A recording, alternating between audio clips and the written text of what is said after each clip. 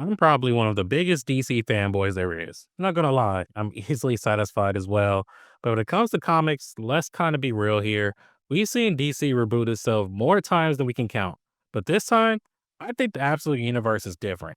I mean, it's focused, it has ambition, and somehow it's exactly what the DC universe needed. Instead of being a reboot, this is something different. So today I'm going to break down exactly why DC's Absolute Universe is absolutely crushing it right now, from the characters to the storytelling, the art, and the massive potential ahead. So let's start with the basics. What is the Absolute Universe? Well, DC's Absolute Universe is the latest initiative to streamline, refresh, and kind of reintroduce the DC Comics lineup. It debuted back in October 2024, and it was kind of born out of the dawn of DC movement. It was formally kicked off, really, by the Absolute Power event and the All In initiative, with the goal being to create a cohesive, modern, and emotionally resonant universe that's easy for new readers to jump into without alienating the longtime fans.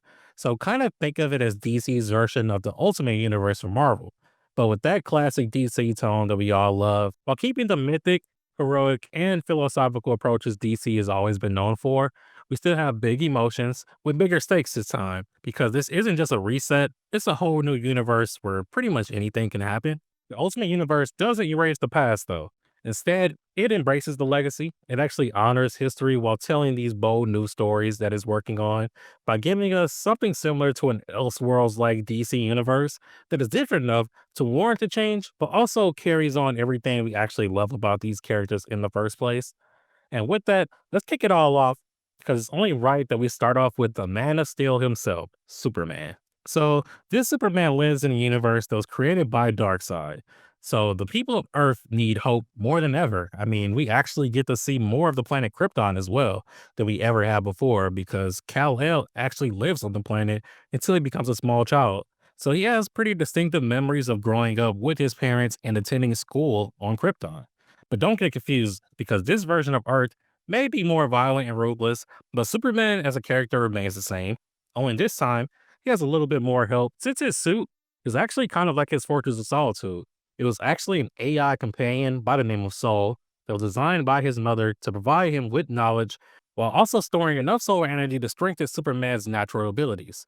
He once again is a stranger on this new world, but still helps those in need whenever he can by maintaining his own moral code. So even though this story is different, Superman is still the same.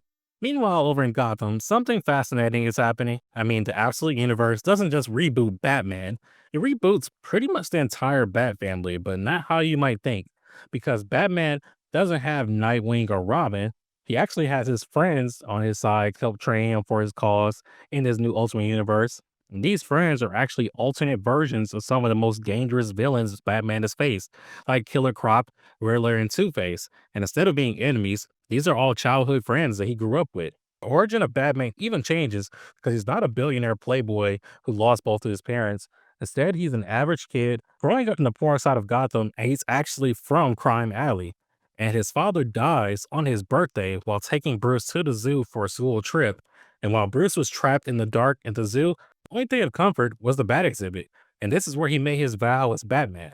Now, you might have noticed I only mentioned his father because, yes, Bruce's mother is alive, but that isn't a major spoiler because this universe shows that no matter what Bruce would do, he will always find an excuse to be Batman. Because Batman isn't just some alter ego, Batman is who he has always been. Scott Snyder has been a standout in the Absolute Universe, reassuring why Snyder is one of the definitive Batman writers of this modern era. His take blends his signature depth with a sharper focus on Batman evolving as a leader within the Bat family. I mean, Gotham is still dark and dangerous, but Snyder infuses it with the renowned sense of urgency and momentum. Each issue feels like it's building towards something monumental. And that's what makes Absolute Batman so compelling, is how it balances Bruce Wayne's personal struggles with his mission as Gotham's protector, all while showing us an even bigger degree how much he neglects being Bruce Wayne, to the point his mother is alive, but he rarely sees her. And all of his free time is being used towards Batman, while Bruce is barely a person. And we can't talk about DC without mentioning Wonder Woman, because I think Absolute Wonder Woman is some of the best modern Wonder Woman storytelling we have gotten in years. To get some insight, she didn't grow up on Themyscira in this world. She is the last of the Amazons, after the gods had them all killed for some unknown reason at this point. Instead, Diana grew up in the underworld, raised by Circe, who was usually her greatest enemy.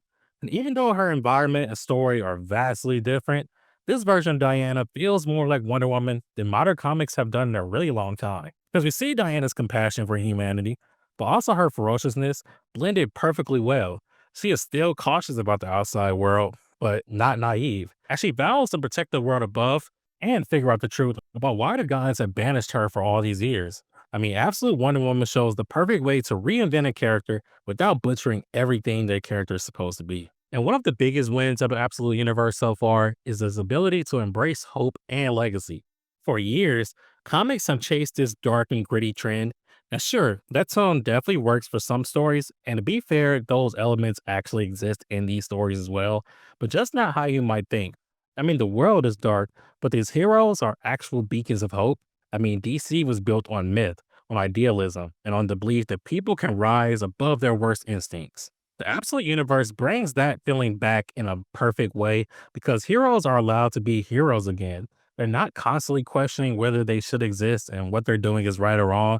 They're not ashamed of their ideals. Superman believes in truth and fairness and will fight for that no matter what. Wonder Woman leads with compassion and strength, while Batman strives for justice above all else while still maintaining his code. And legacy, it matters again. This is how you do modern comics right while respecting the past but speaking to the present. And one of the biggest achievements for the Absolute Universe is that it actually feels alive. I mean, each book matters. Every corner of the universe is pulsating with energy. I mean, you don't feel like there are 10 different timelines happening at once. You don't need a PhD in continuity to kind of follow the story. I mean, the world building is tight so far. It's cohesive, and best of all, these books talk to each other. There's some synergy going on here. I mean, the events like Absolute Power are leading the charge with big explosive consequences, but they're also really character driven, and the scale was epic, but the heart was always front and center during that story. And the variety is just really incredible. I mean, the future potential of DC's Absolute Universe is actually pretty promising, as it sets the stage for a long lasting, interconnected world that can evolve independently from the main DCU. I mean, we have other titles like Absolute Flash, Martian Manhunter, and Green Lantern that launched this year. So the line is expanding its reach while deepening the mythos because, again, it's not bound by decades of continuity. The creators are free to explore these radical new ideas, character arcs, and relationships that normally wouldn't be possible anywhere else, making it fertile ground for some surprise crossovers and even some game changing events or even multimedia adaptations as Earth Alpha continues to grow. But also future possibilities of interacting with the main DC universe to create some amazing comic book events in the future. It feels good each month knowing we're getting new issue releases that all have emotional, rich universe that appeals to both longtime fans and brand new readers.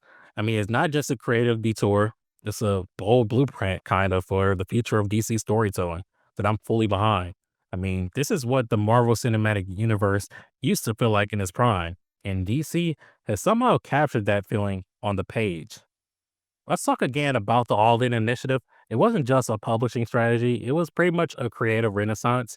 DC has been smart in bringing in a mix of veteran talent and fresh voices. So we had writers like Joshua Williamson, Tom King, Philip Kennedy Johnson, and Ram V all pushing boundaries while staying true to the characters that they were representing. And there's a confidence in the storytelling now, a willingness to take risks, not in the let's kill a major character for shot value way, but more so in the let's actually evolve these heroes somehow and make them different than ever before while still maintaining their identities. And the Aslan universe is giving creator rooms to breathe by giving DC a chance to tell iconic stories again, maybe even better or cleaner or sharper, without 80 years of baggage dragging it all down. This isn't a betrayal of what came before. It's a way to honor the core of these characters while letting them breathe in a way that feels real. But all right, let's talk about the good stuff. One of the best things about the Absolute Universe so far, I'm telling it focuses on character relationships. Superman isn't just a godlike figure, he's a young immigrant trying to find his place on Earth.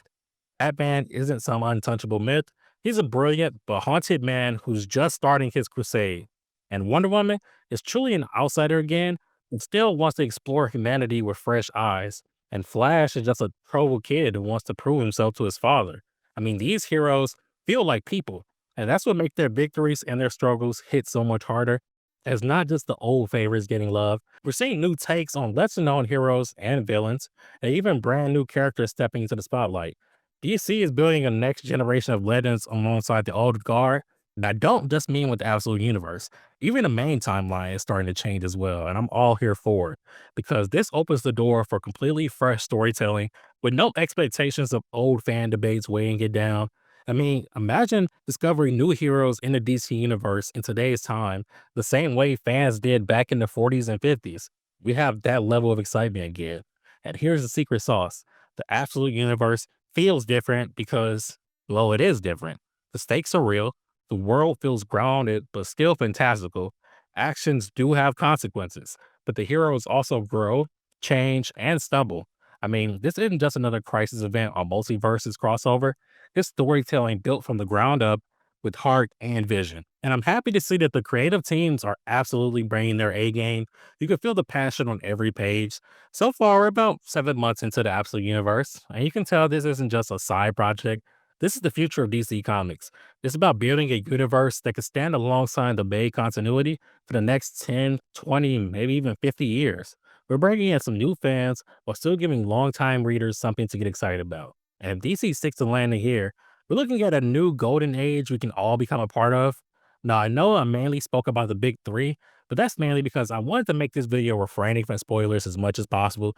And characters like Flash, Martian Manhunter, Green Lantern all have stories in this universe, but only have a few issues released at this moment. So I feel like it's not enough to elaborate on those without giving some major details, but they all have been peaked too. So don't think they aren't worth checking out.